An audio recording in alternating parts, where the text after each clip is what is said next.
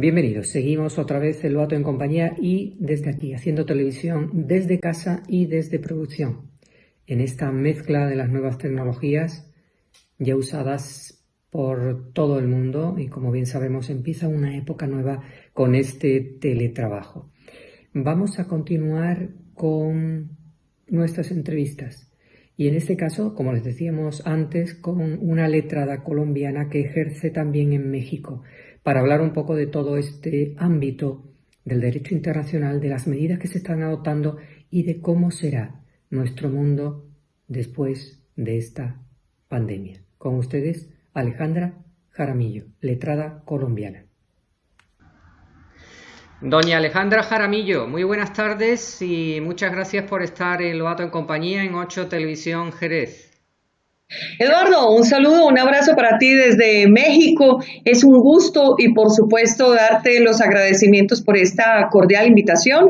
Jerezanas y jerezanos también les extiendo un caluroso abrazo de acá desde México. Y pues nada, a la tierra del flamenco, el buen vino y los caballos. Qué maravilloso. Bueno, en tu condición de letrada, Alejandra, ¿cómo se lleva esta circunstancia en México? En particular, ¿cómo es el desarrollo de tu trabajo y qué medidas hasta ahora hay adoptadas por el gobierno, Alejandra?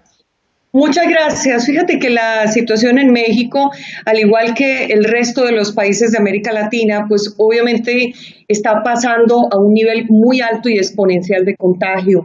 De hecho, pues esto comienza el año pasado en diciembre en China, el COVID, y se ha ido extendiendo por diversos continentes y ha llegado a América Latina. El primer caso de contagio se tiene reporte para México, específicamente el día 28 de febrero. Un solo caso aislado y nuevamente se reportan 2, 3 para finales de la primera semana de marzo. Desde ahí y apenas hasta el 30 de marzo, presentes en estos días anteriores, el gobierno ha decretado estado de emergencia y ello acompañando un decreto a través del cual el Consejo de Salubridad General, que es un organismo de carácter constitucional, de facultades constitucionales, prácticamente lo que hace entonces es generar un decreto, o mejor, el gobierno federal a través de este Consejo de Salubridad toma una serie de medidas, imagínate, es decir, 28 de febrero se tiene el reporte del primer contagio, algunos otros contagios finalizando la primera semana de febrero y posteriormente este decreto. A partir de allí hubo precisamente el día de ayer un decreto importante en materia de medidas económicas. Es básicamente lo que tiene México. También se produjo el pasado lunes 20 de abril un decreto, una ley básicamente sobre amnistías para darle salida a algunas personas que se encuentran recluidas en cárceles. Entonces, básicamente es lo que se tiene en este momento. Alejandra, ese asunto del desconfinamiento, de la excarcelación, tiene cierta polémica. A tu juicio, priman las razones de salud por encima de las penas a cumplir, ¿verdad? Bueno, Eduardo, es una pregunta bien interesante porque aquí necesariamente tenemos que remitirnos desde el punto de vista constitucional a un ejercicio de ponderación de derechos, de valores superiores. Y entonces, obviamente, entramos a temas tan importantes como la vida, que es un derecho pues de primer orden, ¿no? Es un derecho fundamental. Pero adicionalmente la salud, que sería en principio un derecho en nuestra clasificación constitucional en México de tercera generación, por vía de extensión, lo arrastra el derecho a la vida y tiene que ampararse, tiene que protegerse. Ya se están reportando algunos contagios en algunos centros de reclusión, lo cual es bastante grave, pero a su vez también entonces la sociedad está preocupada. Bueno, no hay un esquema de reinserción. Entonces, estas personas que van a salir a hacer cuando precisamente incluso las tasas de desempleo se están disparando en condiciones normales y si además la sociedad tiene que recibir a estas personas, entonces vienen esos derechos prácticamente en fricción y en contienda. Pero claro que en primer orden, pues lo que se está privilegiando es la vida y la salud de estas personas. Aunque estén ahí en los centros de reclusión, pues también tienen estos derechos. Claro, mira, como estás hablando de esas ayudas del gobierno a la economía, la falta de ingresos que está habiendo concretamente en España debe ser muy similar a México. Dinos, en el caso de una profesional como tú, en el ejercicio del derecho, ¿cómo ves el presente y el futuro de tu desarrollo económico con con esta debacle económica mundial? Eduardo, es una excelente pregunta. Fíjate que el tema es bastante complicado, el panorama es muy incierto. Soy litigante, también soy catedrática capacitadora en el sistema penal acusatorio adversarial. He asesorado cuestiones de gobierno en materia de seguridad pública y por supuesto que como independiente hay una preocupación grande que creo que la tenemos y compartimos profesionales de diferentes áreas y sectores que somos independientes. Entonces, aún es más complicado la situación que se puede presentar en sectores marginales como vendedores ambulantes. Me lo preguntas como profesional del derecho, Sí, creo sí. que la activación no va a ser sino en unos 2, 3 meses y eso tal vez en el mejor de los panoramas. La economía se colapsa y cuando toco el tema de personas de sectores marginales, creo que aún están peor que los profesionales independientes. Sí. Entonces también hay una situación muy compleja en la economía y cuando hace un momento mencionaba que México el día de ayer ha expedido a través del gobierno federal un decreto que materializa algunas medidas de carácter económico, valga mencionar que si bien es cierto son medidas económicas, estas considero de manera respetuosa no alcanzan a cubrir un panorama que se viene y yo creo que diríamos que la pandemia que viene a continuación es la económica para independientes, para pequeñas, medianas empresas, incluso hasta para las grandes empresas. Creo que Claro. la situación es bastante complicada. A medida que avanza esta pandemia, va dejando una ola de pobreza, de susto y prácticamente de incertidumbre. Por ejemplo, en materia fiscal, México no ha adoptado ningún tipo de medida que ayude a ningún sector, ni a personas físicas ni a empresas. Sí hay algunas medidas económicas, como por ejemplo lo que tiene que ver con reducir el salario de Claro. altos funcionarios de gobierno. Es una medida social que para clases medias e independientes que no estamos, encontramos que puede hacer como una especie de equilibrio, ¿no? Pero sin embargo, no hay medidas fiscales que puedan ayudar. Y entonces la preocupación también es pequeñas y medianas empresas. Claro. En ese desarrollo, bueno, si no hay ayudas del gobierno, evidentemente uno mismo o tú misma tienes que buscar las alternativas y reinvertirte profesionalmente. En concreto, tú llevas a cabo cursos de capacitación.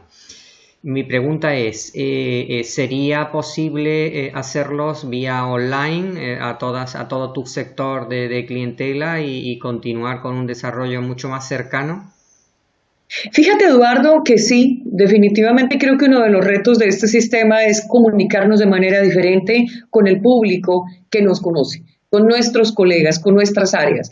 He de decirte que ahora tengo una comunicación muy fluida contigo por el Skype, pero pues hay otras plataformas que apenas estamos empezando a conocer, como Claro, por ejemplo el Zoom, etcétera, y no sí, es fácil. Ya prácticamente he tenido un par de clases en este mes de esta forma, en sí, línea.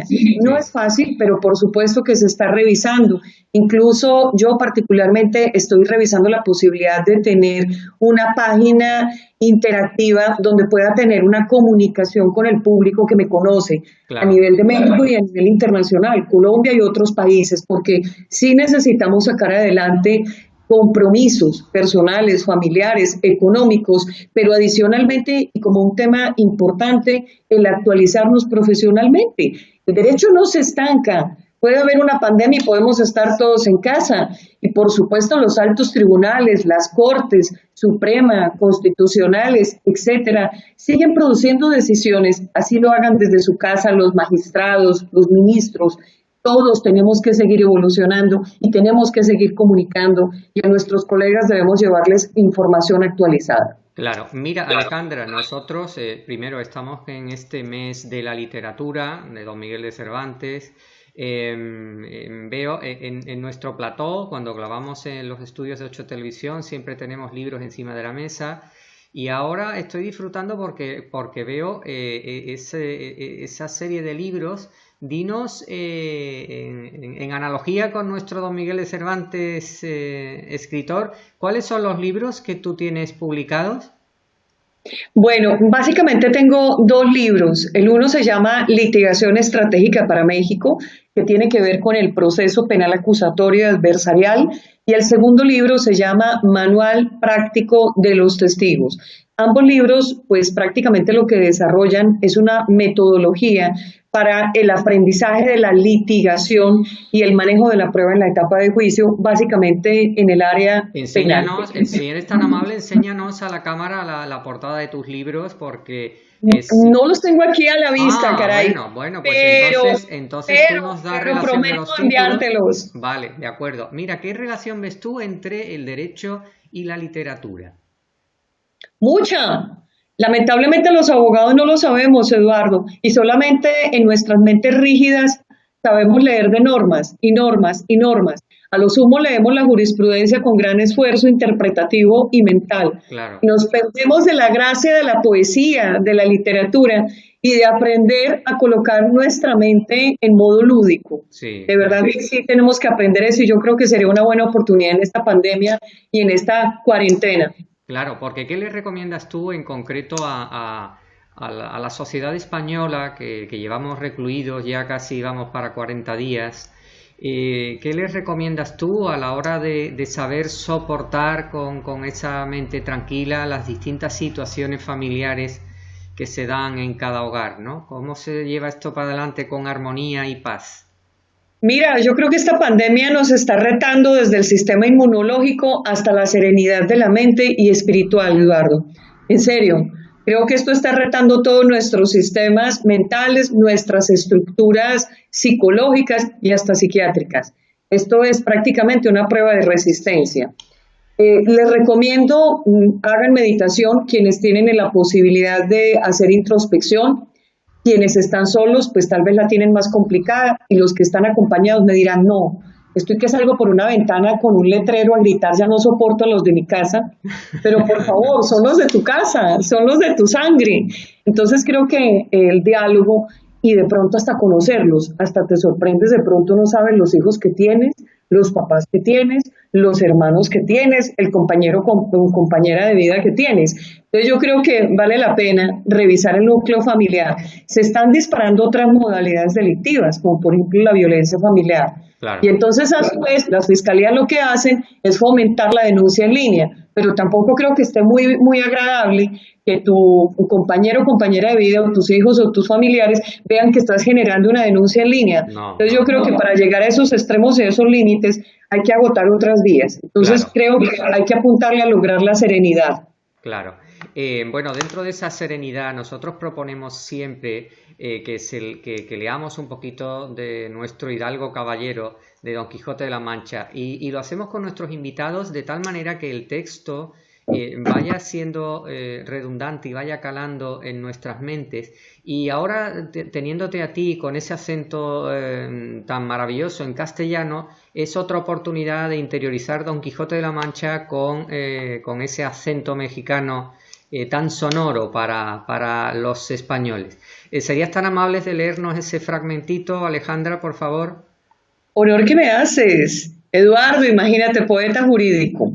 Muy bien, todo esto no me descontenta. Prosigue adelante, dijo Don Quijote. Llegaste. ¿Y qué hacía aquella reina de la hermosura? A buen seguro que la hallaste ensartando perlas o bordando alguna empresa con oro de cañutillo para este su cautivo prisionero. No la hallé, respondió Sancho, sino echando 2 hanegas de trigo en un corral de su casa. Pues haz cuenta, dijo Don Quijote, que los granos de aquel trigo eran granos de perlas tocados de sus manos, y si miraste, amigo, el trigo era candeal o trechel. No era sino rubión, respondió Sancho. Pues muy bien. Bueno, Creo que no me he equivocado en el acento ni en la lectura, para querido nada, Eduardo. fabuloso. Al hilo de eso, yo quisiera preguntarte ¿qué concepto en tu generación, que eres mucho más joven, que nuestros abuelos y lo que se pensaba entre América y lo que se decía la madre patria, España. En tu ámbito profesional, personal, ¿cuál es la sensación o el ánimo que hay en América respecto de la vieja España, Alejandra? Pues obviamente hay un profundo respeto, sabes que hay todos los sectores, entonces obviamente hay quienes dicen no, que la conquista, no, que la colonia, pero yo creo que nosotros somos producto de un maravilloso mestizaje y que se valora porque todo forma parte de la construcción cultural. Entonces, yo particularmente vivo en México, pero soy colombiana y todos nuestros países han desarrollado culturalmente consecuencias de un maravilloso mestizaje, no solamente derivado de España, sino de otros países. Particularmente a Colombia llegaron españoles, llegaron árabes, llegaron libaneses, llegaron italianos, llegaron alemanes. Entonces, por eso en Colombia, en México, en otros países, encuentras gente con otras características físicas. Creo que eso responde a algo muy valioso, el valor del mestizaje, el valor de la cultura y por supuesto creo que estos espacios deben ser muy respetuosos, pero aunque no soy una católica acérrima, creo que ese catolicismo también viene de España. Entonces Sí. creo que todo tiene un valor importante. Bueno, el catolicismo y las universidades en concreto, las universidades en castellano que fueron muy anteriores a las universidades en inglés de los anglosajones en América y América del Norte.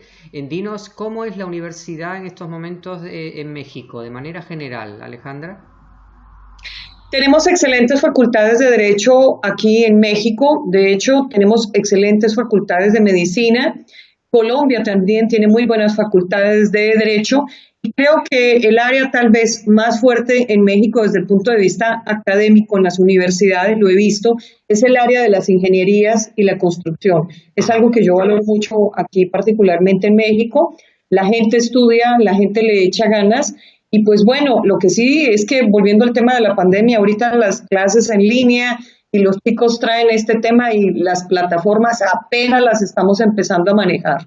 Claro, mira, Alejandra, cuando todo esto se abra y volvamos a perder el miedo, se establezcan las normas de vuelo, de viaje y se amplíe el turismo como siempre ha sido, dinos, si te parece, por qué un español o una española disfrutaría o tendría cosas que asimilar bellas en México. México es un país de una diversidad cultural valiosa. He de decirte que he tenido la oportunidad durante casi 9 años que vivo en este país de recorrerlo dictando cursos, capacitaciones a fiscales, jueces, defensores, conociendo cada rincón del país que hay veces hasta las y los mexicanos me dicen, ¿cómo, Alejandra, tú fuiste allá? Yo no he ido a ese lugar.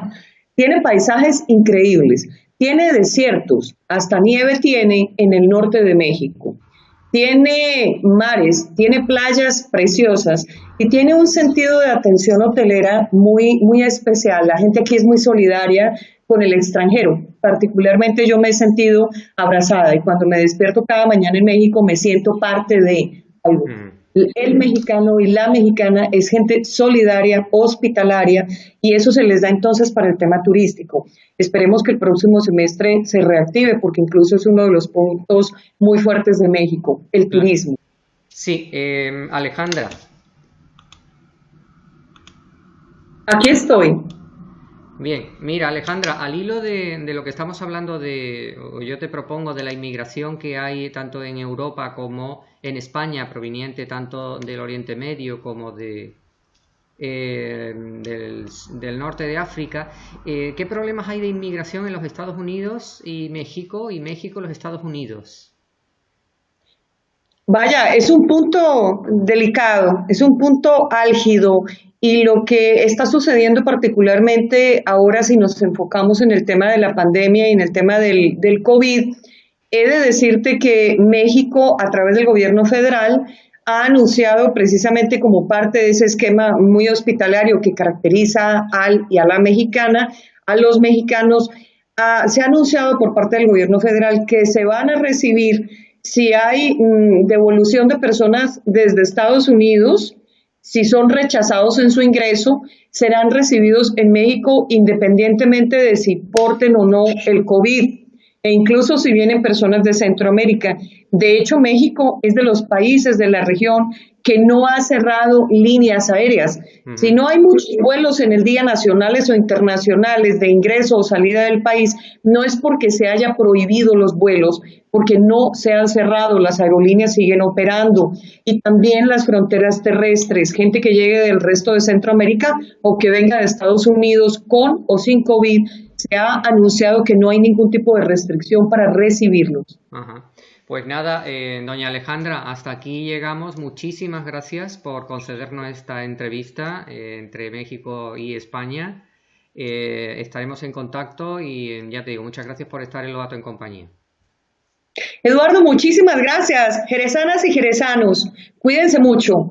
Y bueno, les comparto la campaña que hay aquí en México. Quédate en casa. Hasta siempre. Hasta luego, Alejandra.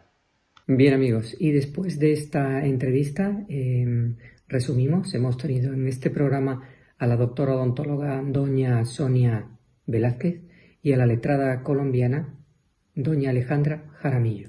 Yo, antes de ir a nuestro vídeo, como ustedes saben de siempre, le voy a seguir recomendando que lean, que se aproximen a nuestra literatura.